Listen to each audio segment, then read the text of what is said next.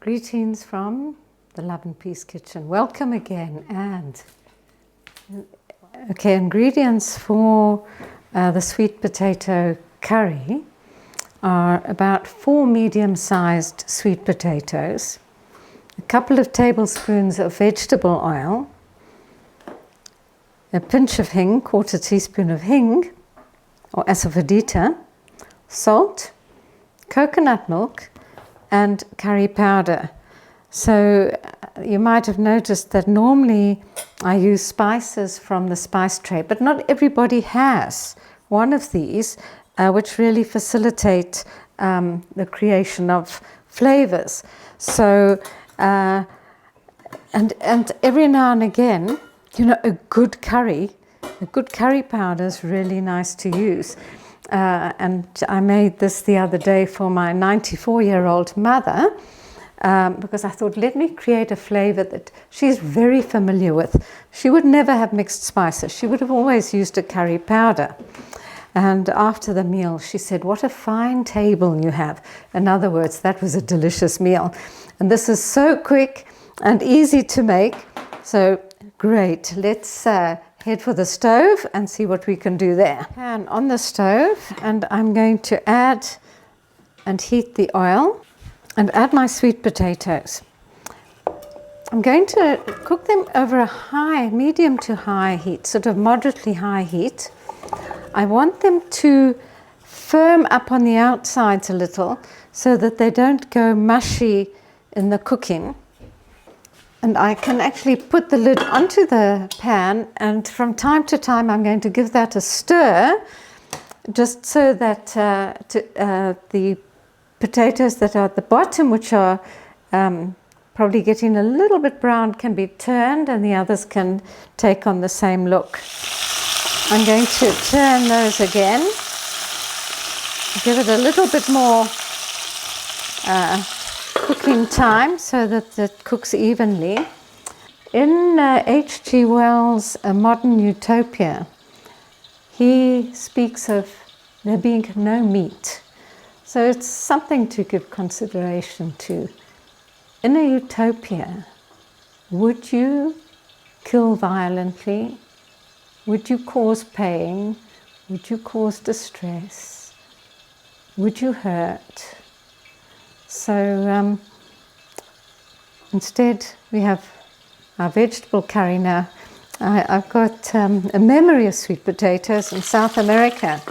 There was an old farmer who we met on our travels, and he was delightful, simple man, and obviously lived from the earth, and he invited us to go and eat sweet potatoes with him.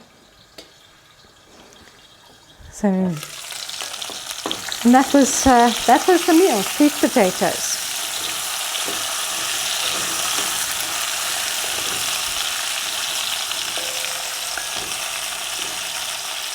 So these are beginning to look good. And now, so that the spices don't burn, now that the potatoes are ready, I'm going to add a 1/4 teaspoon of hing, asafoetida,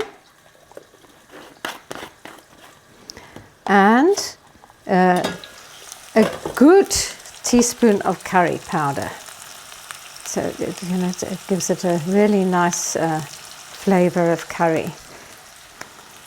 I am lucky enough to have some of this curry from Australia, but I also use a Madras curry powder from time to time. That's also good. And of course you could go to your local agents and ask them to make you up a curry.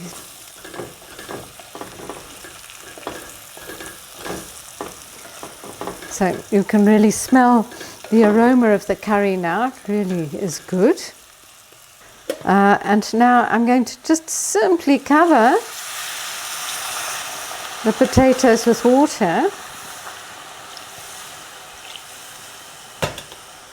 and allow them to cook over a reasonably high heat. That's fine, they can cook quickly.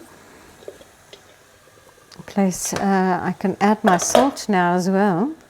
Add a teaspoon of salt.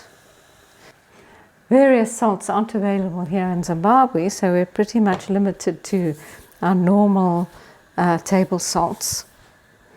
And that just needs to cook until the sweet potatoes are tender and a lot of the water has reduced.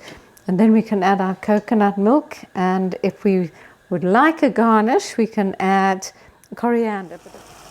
And my sweet potatoes are really nicely done now, bubbling away nicely, and I'm going to add half a cup of coconut cream to finish it off. There you have your sweet potato curry. Very good with lemon rice, delicious with lemon rice. And